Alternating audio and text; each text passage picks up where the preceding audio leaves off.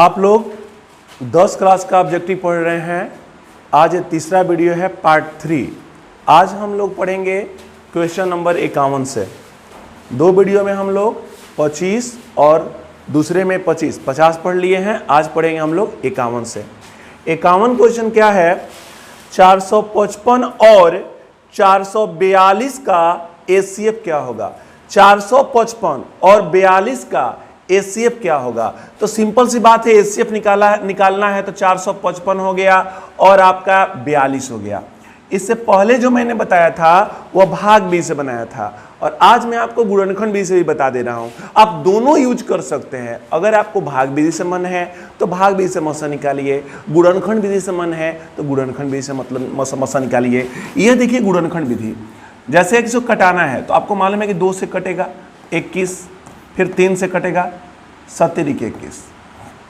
यहां पे चलते हैं, अब इसको चलते हैं, इससे छोटा नहीं हो सकता। अब इसको चलते हैं, 5 से करते हैं, 5 9 45, 5 1 5। उसके बाद हम 5 के बाद 7 से करेंगे, 13 7 91। अब बताइए मौसा मतलब होता है जो दोनों में मिले। मौसा का अर्थ होता है जो दोनों में मिले। जो दोनों में मिलेगा वही मौसा है। तो दोनों में क्या मिल रहा है? दोनों में जो उभयनिष्ठ है क्या है? 7, और कोई नहीं मिल रहा है। अतः इस क्वेश्चन का उत्तर हो जाएगा 7। यानी इनका मौसा कितना हो जाएगा? 7। आप देख लीजिए मौसा हो गया 7। क्वेश्चन आपका ये समाप्त हो गया। अब हम अगले क्वेश्चन से मिलते हैं। क्वेश्चन नंबर 52 देखिए, यदि C बराबर DQ प्लस R हो, यहां पे ध्यान से सुनना है, और R बराबर 0 हो तो एचसीएफ क्या होगा? मैंने यह क्वेश्चन कल भी बताया था। मैंने यह क्वेश्चन, इस तरह के क्वेश्चन कल भी बताया था।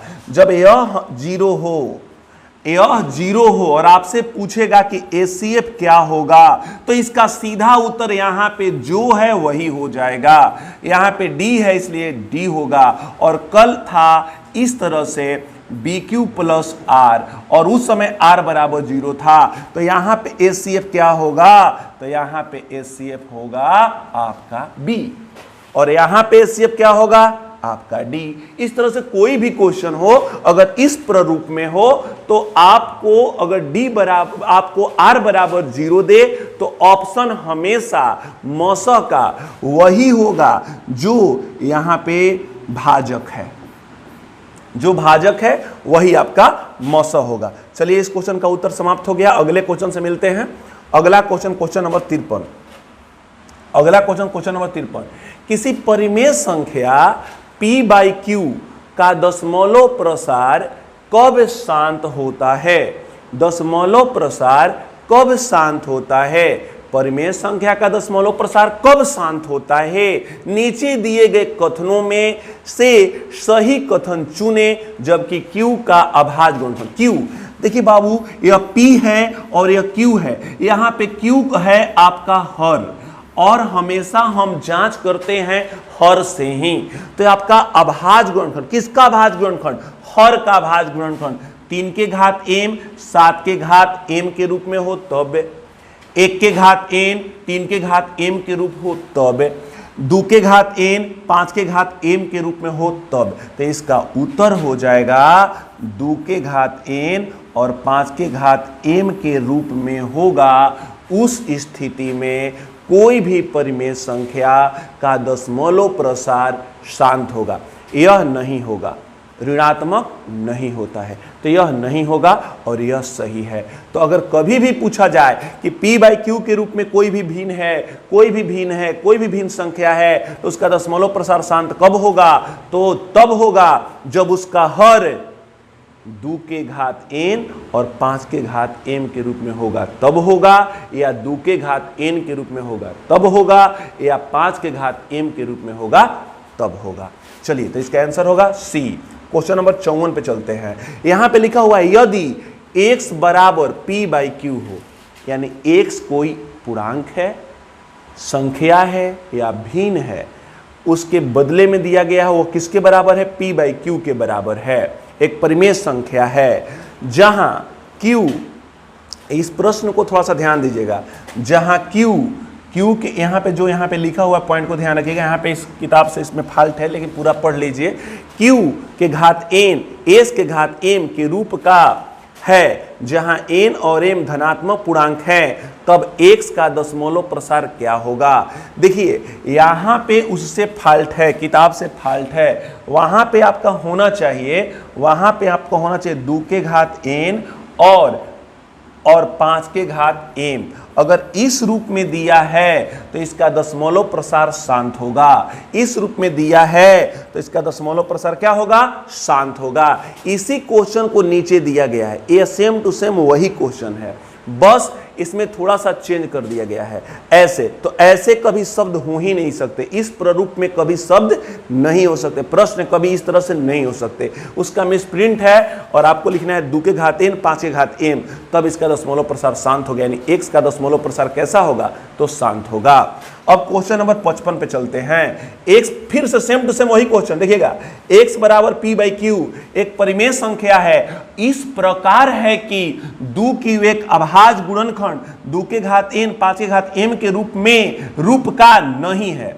उसमें क्या है, उस रूप का है, और इसमें क्या है, उस रूप का नहीं है। देखिए यहां पे क्लियर कर दिया ना कि 2 के घात n 5 के घात m है, तो यहां पे भी वही है, वहां पे मिस प्रिंटिंग है। तो चलिए, तो अब बताइए n m ऋणेतर पूर्णांक है, तब x का दशमलव प्रसार क्या होगा। तो सिंपल, इस रूप में नहीं है, इस रूप में यहीं पे सोचना है। देखिए ज्यादा कुछ नहीं करना है, जहां पे हमको देखना है वहीं पे देखना है। इसमें साफ बोल दिया कि इस रूप में नहीं है, इस रूप में नहीं है। जब इस रूप में नहीं है, इस रूप में जब होता है तो शांत होता है, और इस रूप में नहीं है तो इसका उत्तर हो जाएगा अशांत।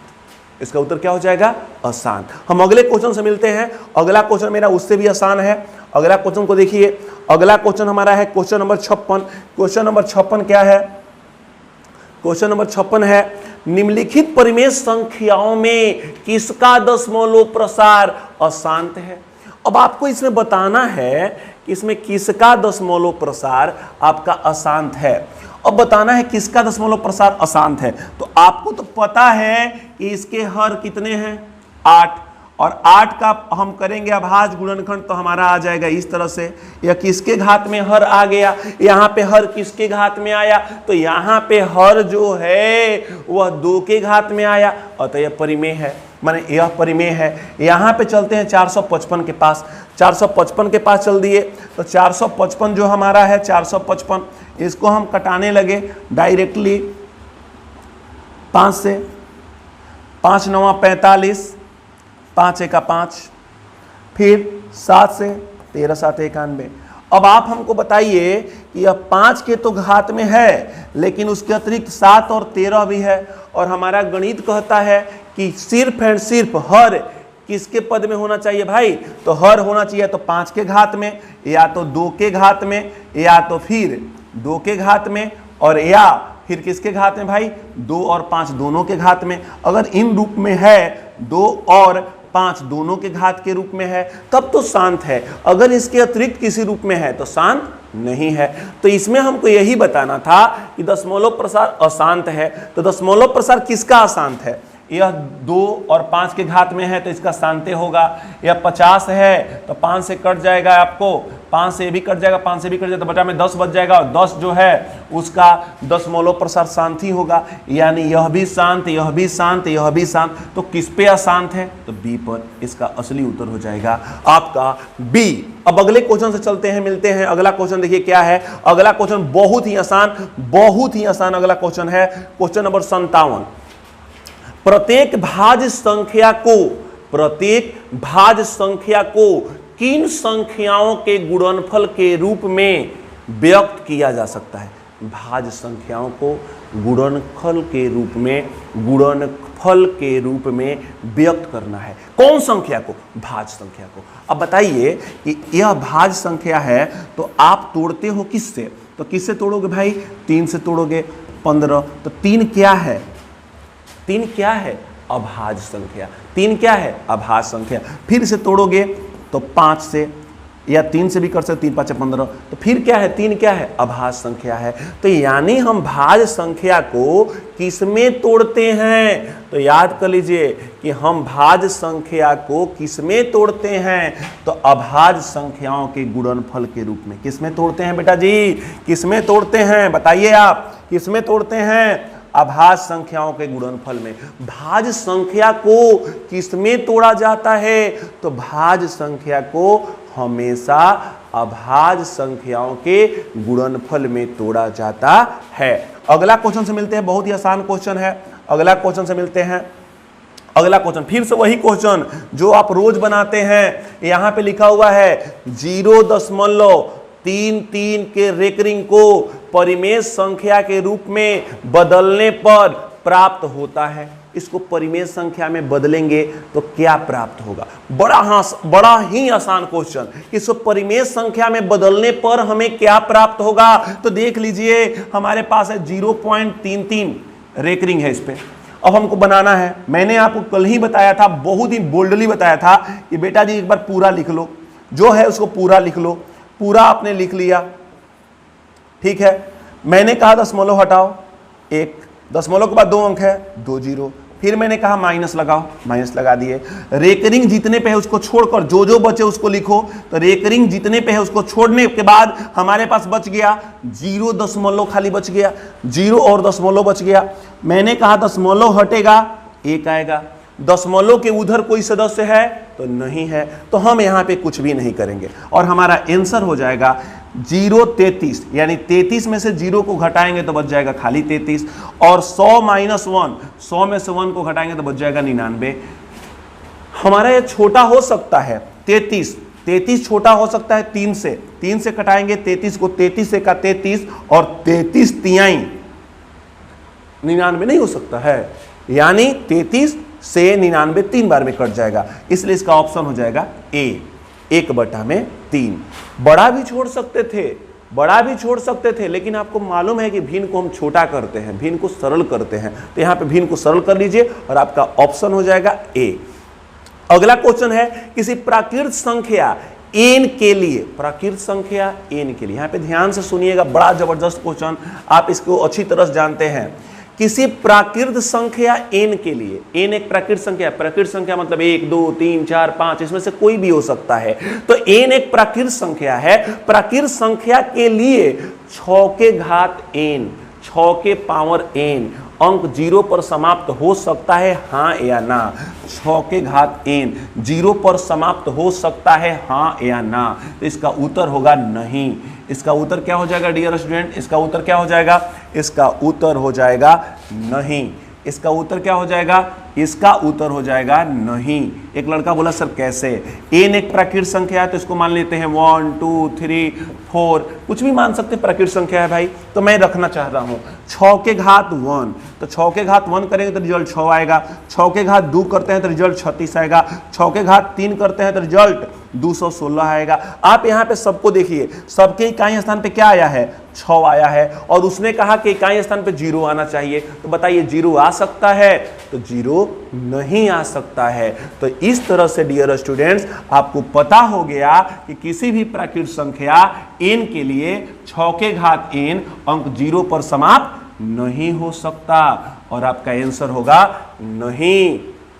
अब हम चलते हैं अगला क्वेश्चन 60 के लिए। किसी संख्या रेखा पर संख्याओं की संख्या क्या होगी। आपका प्रश्न सुनिएगा, किसी संख्या रेखा पर संख्याओं की संख्या क्या होगी। संख्या रेखा पर संख्याओं की संख्या क्या होगी। तो यहां पे ऑप्शन है परिमित, यहां पे ऑप्शन है 100, यहां पे ऑप्शन है अपरिमित, और यहां पे ऑप्शन है 1000।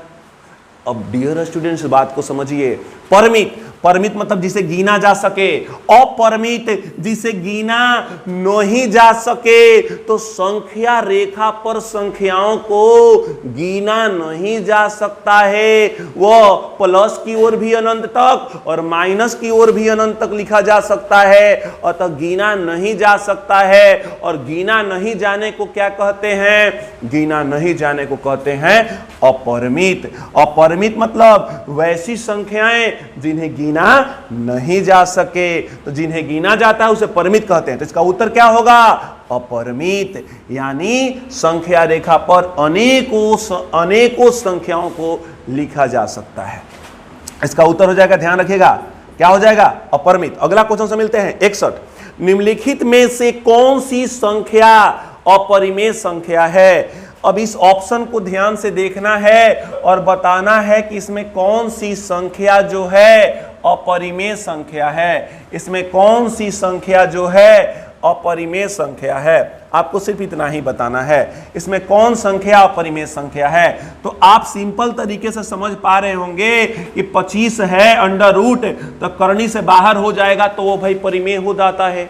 तो करनी से 25 बाहर हो जाएगा, 25 का वर्ग होता है 5, अतः यह परिमेय संख्या है। लेकिन रूट 2 को करनी से हम बाहर करने का प्रयास करेंगे तो रूट 2 करनी से बाहर नहीं होगा, अतः हमारा हो गया ऑप्शन बी। यानी निम्नलिखित में से कौन अपरिमेय संख्या है? तो उसका उत्तर हो जाएगा रूट 2।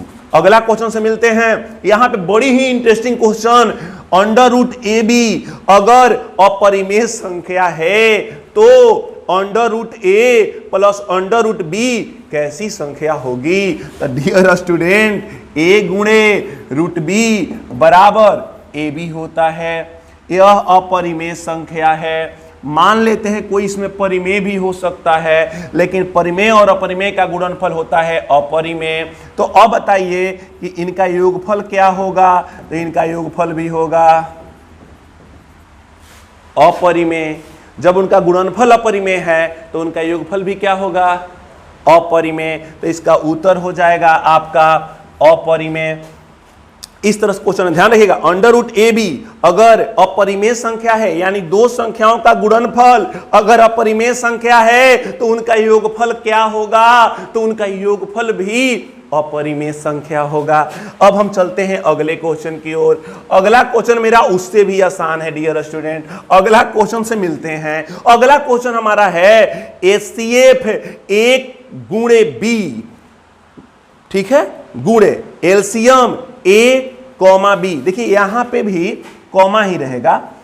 एचसीएफ ए कॉमा बी गुणे एलसीएम ए कॉमा बी कितने के तुल्य होगा? तुल्य माने होता है समान, याद रखिएगा। तुल्य माने होता है समान। अगर आपसे कोई पूछे तुल्य माने क्या होता है भैया, तो समान, बराबर। तुल्य माने क्या होता है? आप बताइए, तुल्य माने क्या होगा? तुल्य माने होगा बराबर। तो किसके बराबर होगा? तो याद कीजिए, एचसीएफ का और एलसीएम का गुणनफल, एचसीएफ और एलसीएम का गुणनफल क्या होता है? तो याद कीजिए, मैंने बताया था एचसीएफ और एलसीएम का गुणनफल होता है दोनों संख्याओं के गुणनफल के बराबर। दो संख्याओं का गुणनफल बराबर होता है लसह गुणे मसह। एलसीएम मतलब लसह, एचसीएफ मतलब मसह। तो यहां पे उत्तर क्या हो जाएगा? किसके तुल्य होगा?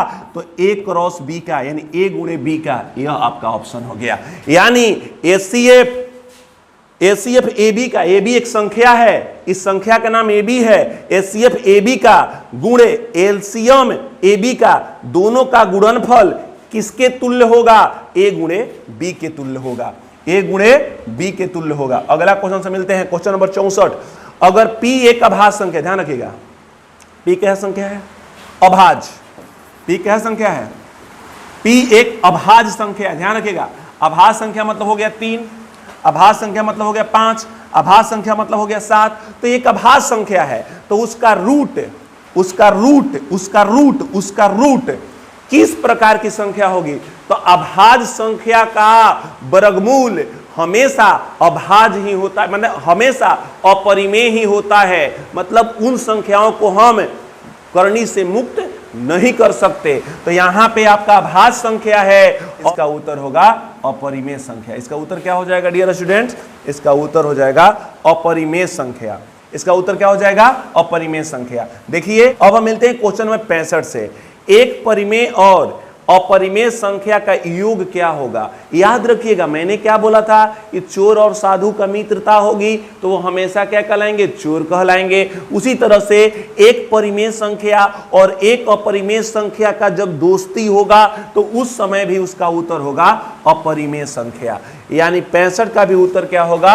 अपरिमेय संख्या। अब हम मिलते हैं अगले क्वेश्चन से। अगला क्वेश्चन देखिए हमारा है 66। एक शून्योत्तर परिमेय संख्या और अपरिमेय संख्या का गुणनफल या भागफल एक होता है। अब यहां पे सुनेंगे, एक शून्येतर परिमेय संख्या है और एक अपरिमेय संख्या है, उसका गुणनफल कीजिए या भागफल कीजिए। शून्येतर मतलब, शून्येतर कहने का मतलब कि उसका मान शून्य नहीं है, शून्य को छोड़कर कोई भी मान आए उसे शून्येतर कहते हैं। तो एक शून्येतर परिमेय संख्या और अपरिमेय संख्या का गुणनफल या भागफल क्या होगा? तो मैंने फिर से कहा कि परिमेय और अपरिमेय के क्या हो रही है दोस्ती, संबंध है। तो उस समय उसका उत्तर क्या होगा?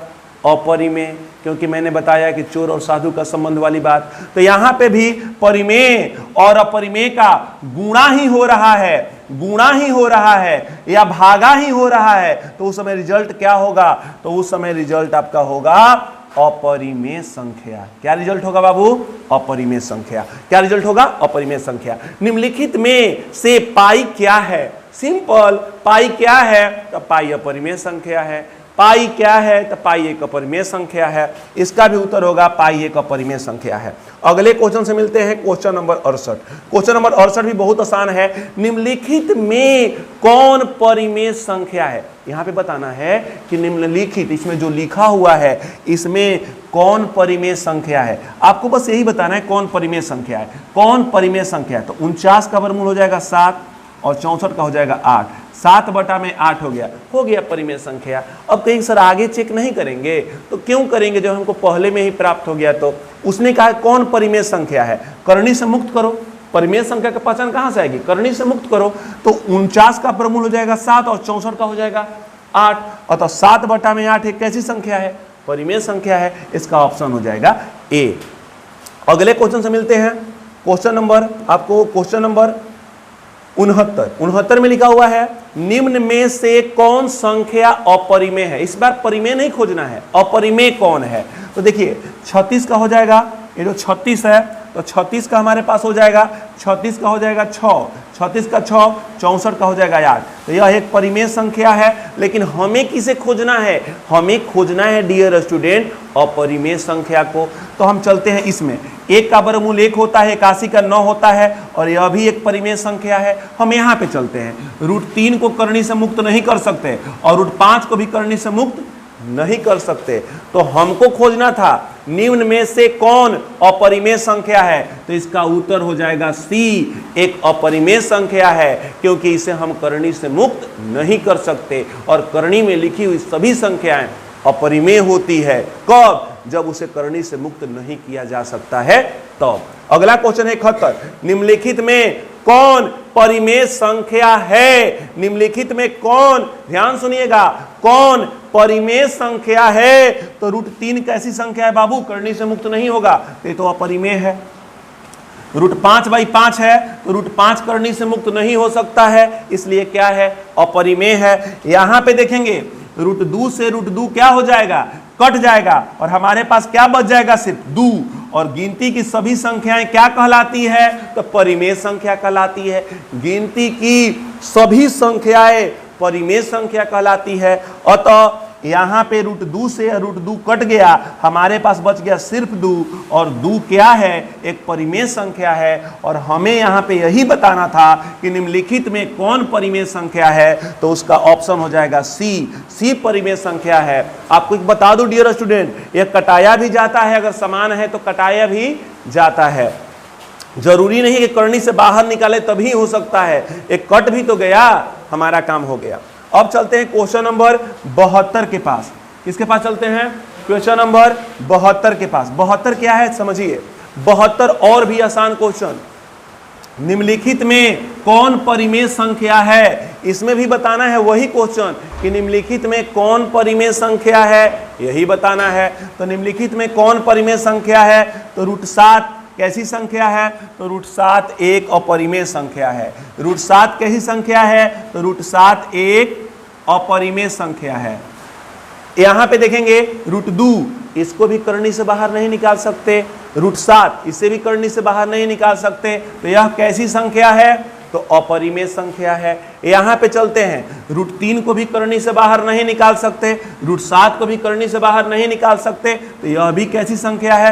अपरिमेय संख्या। तो हमें किसको खोजना है कि इसमें परिमेय कौन है? तो परिमेय है 25 का वर्गमूल 5 और 49 का हो जाएगा 7, तो 5/7 कैसी संख्या है? तो परिमेय संख्या है, इसलिए इसका ऑप्शन हो जाएगा डी। अगला क्वेश्चन है, दो संख्याओं का गुणनफल, ध्यान से देखेंगे, दो संख्याओं का गुणनफल 8670 यानी 8670 है और उनका एचसीएफ 17 है, तो उनका एलसीएम क्या होगा? याद होगा आपको कि एलसीएम बराबर मैंने बताया था, एलसीएम बराबर दोनों का गुणनफल यानी वही गुणनफल बटा में एचसीएफ। डियर स्टूडेंट, यहां पे गुणनफल कितना है? 8670 है और हमारा एचसीएफ कितना है? 17, तो 17 × 85, 1 17, 17 है का 17 0 यानी 510। भागा दे दिए हम, इसमें क्या किए हैं? भागा किए हैं और हमें उत्तर मिल गया 510 और ऑप्शन हो गया डी। अब चलते हैं अगला क्वेश्चन से मिलते हैं। अगला क्वेश्चन तो इतना आसान है कि पूछिए मत, और इस तरह के क्वेश्चन आपको सबसे अधिक, इस तरह के क्वेश्चन आपको सबसे अधिक मिलेंगे और सबसे अधिक बार मिलेंगे। यह बहुत ही इंटरेस्टिंग क्वेश्चन है पार्ट 1 के लिए। आते हैं, देखते हैं इसको। चलिए, इस क्वेश्चन में क्या लिखा हुआ है? किसी खेल के मैदान में चारों ओर एक वृत्ताकार पथ है। खेल के मैदान के चारों ओर क्या है? वृत्ताकार पथ है। इस मैदान का एक चक्कर लगाने में, इस मैदान का एक चक्कर लगाने में सोनिया को 18 मिनट लगते हैं, जबकि इसी मैदान का एक चक्कर लगाने में रवि को 12 मिनट लगते हैं। तो मान ले कि वे दोनों एक ही स्थान और एक ही समय पर चलना प्रारंभ करते हैं, तो और एक ही दिशा में चलते हैं, तो कितने समय बाद वह पुनः प्रारंभिक स्थान पर मिलेंगे? अगर ऐसा क्वेश्चन कभी भी आ जाए जिसमें यह कहा जाए कि एक ही साथ प्रारंभ करते हैं, उनकी चाल बजने का समय अलग अलग है, तो पुनः कब एक साथ बजेंगे, एक साथ पहुंचेंगे, एक साथ जाएंगे, एक साथ आएंगे, अगर ऐसा प्रश्न आ जाता है तो समझ लीजिए कि इसमें एलसीएम निकालना है। क्या निकालना है? एलसीएम। तो बस क्या है मेरे पास? 18 और 12, 18 12 का लसा निकाल लीजिए। तो आप 2 से कर सकते हैं, 2 9 18, 2 6 12, फिर आप 3 से कर सकते हैं, 3 के 9, 3 दूनी के 6, आंसर आ गया 3 दूनी के 6, 36, 18, 18 दूनी की 24, 18 दूनी की 36, 18 दूनी 36, 3 दूनी के 6, 36, 18, 18 दूनी की 36, और ये रहा आपका आंसर 36। सबसे आसान उपाय, आपको एलसीएम निकालना है। ऐसा कभी भी क्वेश्चन आएगा तो आपको एलसीएम ही निकालना है।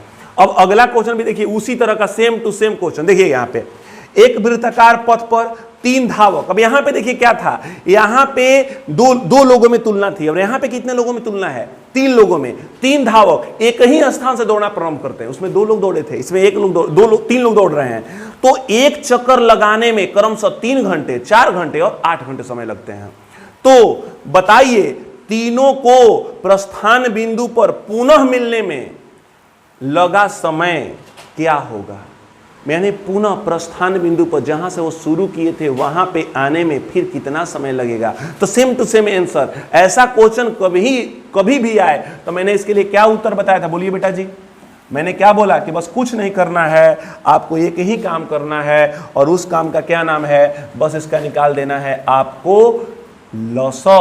3 4 और 8 का लसा, 4 से डायरेक्टली कटा लीजिए ना। 3 4 का 4, 4 दूनी के 8, 3 दूनी के 6, 6 चौके 24, और इसका आंसर हो जाएगा आपका 24 घंटे। 1 घंटा में दिया है, इसलिए घंटा में आंसर आ जाएगा। अगला क्वेश्चन भी सेम टू सेम वही है। वृत्ताकार पथ पर 3 धावक एक ही स्थान से दौड़ना प्रारंभ करते हैं, तो एक चक्कर लगाने में क्रमशः 1 घंटे, 3 घंटे और 5 घंटे समय लगते हैं। तो तीनों प्रस्थान बिंदु पर पुनः मिलने में लगा समय, यानी पुनः कब मिलेंगे? तो बस आपका ऑप्शन हो जाएगा 1 3 और 5 का लौसा। इसका लौसा नहीं निकल पाएगा क्योंकि खुद एक यह अभाज्य संख्या है, और इसका आंसर हो जाएगा पति 15 15 है का 15, यानी इसके ऑप्शन हो जाएंगे डी 15 घंटे, इसमें 24 घंटे और उसमें आया था 36 मिनट। अब बताइए कोई दिक्कत? आपको समझ में आ रहा होगा? बहुत ही आसान क्वेश्चन, और उससे हम आगे क्वेश्चन से मिलते हैं। अगला क्वेश्चन उससे भी आसान है, अगला क्वेश्चन उससे भी आसान है। देखिए 77, फिर वही क्वेश्चन, फिर वही आपका क्वेश्चन जो आप क्वेश्चन पढ़े हैं। वृत्ताकार पथ पर 3 धावक एक ही स्थान से दौड़ना प्रारंभ करते हैं और एक चक्कर लगाने में क्रमशः 2 घंटे, 4 घंटे और 6 घंटे समय लगते हैं। तो तीनों प्रस्थान बिंदु पर पुनः मिलने में लगा समय, यानी तीनों को प्रस्थान बिंदु पर पुनः मिलने में लगा समय क्या होगा? तो बताइए क्या करना है इसमें? लसा निकालना है। फिर क्या निकालना है? लसा निकाल लेना है। लसा निकाल लीजिए, आपका आंसर आ जाएगा। तो लसा निकालिएगा तो क्या आएगा? 2 घंटे, 4 घंटे और 6 घंटे है। 2 से 2 1 का 2, 2 दूनी के 4, 2 3 6, अभी से छोटा नहीं होगा। 3 दूनी के 6, 6 दूनी के 12। इसका उत्तर हो जाएगा 12 घंटे। इसका उत्तर क्या हो जाएगा? इसका उत्तर बेटा हो जाएगा 12 घंटे। इसका उत्तर क्या हो जाएगा? 12 घंटे। इसका उत्तर हो जाएगा 12 घंटे। अगला क्वेश्चन 78, निम्नलिखित में से कौन सा युग्म सहअभाज्य? बहुत ही इंटरेस्टिंग क्वेश्चन, अब इससे इंटरेस्टिंग क्वेश्चन आपको नहीं मिलेगा। निम्नलिखित में से कौन सा युग्म, युग्म का अर्थ होता है जुड़ा, सहअभाज्य है। सहअभाज्य मतलब क्या होता है, मैं आपको प्रेम से समझाना चाहता हूं और आप भी थोड़ा सा प्रेम से समझ लीजिए। यह क्वेश्चन आपको यहां पे भी मिलेगा और एक और आगे भी मिलेगा। इन दोनों क्वेश्चन को थोड़ा समझ लीजिए। देखिए सहअभाज्य मतलब इन दोनों के बीच में खाली संबंध देखना है बस। इन दोनों के बीच में ऐसा संबंध कोई है जिसमें एक दोनों कट सके, यानी कोई इनका ऐसा मतलब कह सकते हैं उभयनिष्ठ गुणनखंड है जो इन्हें कटा दे। तो जब उभयनिष्ठ गुणनखंड होकर इन्हें कटा देगा तो उस समय इनका नाम सहअभाज्य नहीं होगा। लेकिन अगर कोई नहीं है, खाली एक है, तो इसका उत्तर होगा सहअभाज्य। यानी इनका कोई भी उभयनिष्ठ गुणनखंड इनके बीच में नहीं होना चाहिए। किसके अतिरिक्त? एक के अतिरिक्त। एक के अतिरिक्त अगर उन दोनों संख्याओं में कोई उभयनिष्ठ गुणनखंड नहीं है तो समझिए कि वो सहअभाज्य है। जैसे 15, 5 से भी कट जाएगा, 5 से भी कट जाएगा, अतः इसमें उभयनिष्ठ गुणनखंड 5 है, इसलिए सहअभाज्य नहीं है। 9 और 16 में, तो 9 को जो कटाएगा वो 16 को नहीं कटा सकता। ऐसा कोई भी संख्या नहीं है एक के अतिरिक्त जो 9 और 16 को कटा दे, इसलिए इसका ऑप्शन हो जाएगा 9 और 16 जो है यह सहअभाज्य युग्म है। सहअभाज्य युग्म है 9 और 16। एक लड़का बोल सकता 13 और 52 क्यों नहीं? तो 13 से कट जाएगा या 13 चौके 52, इसमें संबंध है। इसका उभयनिष्ठ गुणनखंड 13 है, इसका 21 से का 21, 21 चौके 84, यानी इसका उभयनिष्ठ गुणनखंड 21 है।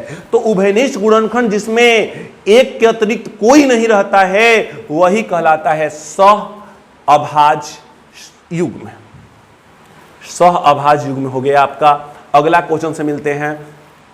n एक प्राकृत संख्या है। n एक कैसी संख्या है बाबू? n एक प्राकृत संख्या है, तो 6 के घात n माइनस 5 के घात n का अंत निम्नलिखित में से किससे होगा? बड़ा ही इंटरेस्टिंग क्वेश्चन। अब इससे इंटरेस्टिंग क्वेश्चन आप नहीं देख सकते, इतना इंटरेस्टिंग है कि पूछिए मत। क्या क्वेश्चन है कि यदि n एक प्राकृत संख्या है तो n प्राकृत संख्या तो 1 हो सकता है, 2 हो सकता है, 3 हो सकता है, 4 हो सकता है, 5 हो सकता है, 6 हो सकता है, प्राकृत संख्या है। n एक प्राकृत संख्या है, सिंपल सी बात है कि n एक प्राकृत संख्या है, तो 6 के घात n, तो 6 के घात n है और माइनस 5 के घात n, n का अंत माने इकाई स्थान पर निम्नलिखित में से कौन आएगा? तो हमेशा 1 आएगा। हमेशा क्या आएगा?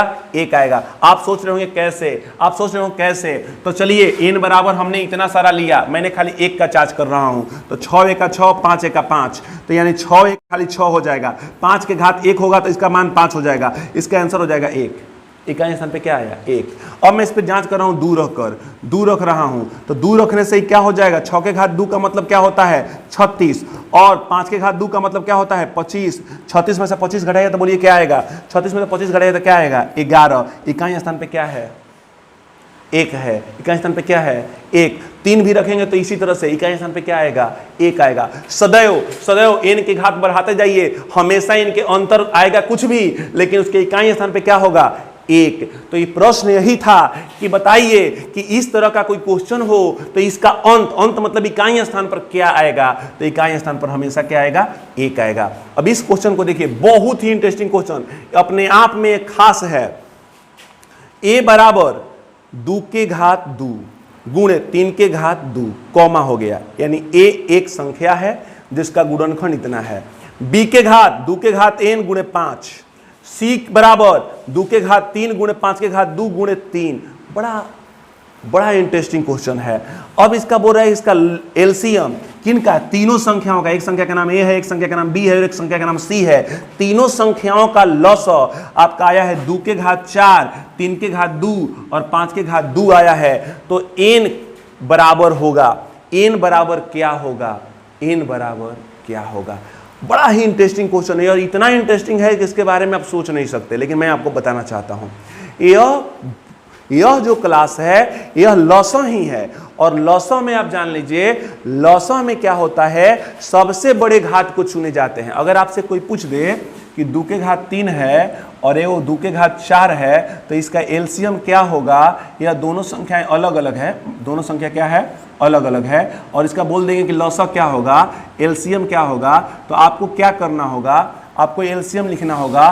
तो आपको लिखना होगा 2 के घात 4, यानी जो सबसे बड़ा घात होता है वही एलसीएम होता है, जो सबसे बड़ा घात होता है वही एलसीएम होता है। समझ में आ गया। और सबसे जो छोटा घात होता है वह एचसीएफ होता है। छोटा घात क्या होता है, एचसीएफ, और बड़ा घात क्या होता है, एलसीएम। तो आप यहाँ पे देखेंगे कि हमारा सबसे बड़ा 2 के घात कितना आया है, 4। अतः इन सदस्यों में जो सबसे बड़ा 2 के घात होगा उसी को चुना गया होगा। तो सबसे बड़ा 2 के घात क्या होना चाहिए, 4 होना चाहिए। तो यानी n का मान कितना हो गया बाबू, n बराबर हो गया 4। जी हाँ, क्योंकि एलसीएम में सिर्फ हम किसको चुनते हैं, तो एलसीएम में हम हमेशा कभी भी एलसीएम अगर चुनना हो तो एलसीएम में जिसका घात बड़ा होता है उसी को चुना जाता है। अतः इसमें सबसे बड़ा घात, क्योंकि भाई 2 के घात 2 है, 2 के घात 3 है, तो यहाँ पे लिखा गया 2 के घात 4, अतः n का यहाँ पे वैल्यू कितना हो सकता है, तो 2 के घात 4 हो सकता है। तभी तो यह 4 लिया गया होगा, क्योंकि सबसे बड़ी घात को ही लॉसा में चुना जाता है। अतः आपका n बराबर 4 होगा। 81 क्वेश्चन, 15 बटा में 1600 का दशमलव प्रसार क्या होगा। आंख मूंद कर लिख दीजिए शांत। देखिए कैसे, 15 1600, ऐसे तो इसको कटा भी सकते हैं 5 से, पतियाँ 15, 5 से कट जाएगा ये भी, पतियाँ 15, 1 10 5 की 10, 320 हो गया। और 320 का जो अभाज्य गुणनखंड होगा वो 2 के घात में होगा और 5 के घात में होगा, 2 के घात में भी होगा और 5 के घात में भी होगा। इस कारण से हम कह सकते हैं कि जब हमारा हर 2 के घात और 5 के घात में आता है तो उसका दशमलव प्रसार क्या होता है, शांत होता है। चलिए आज के लिए इतना है।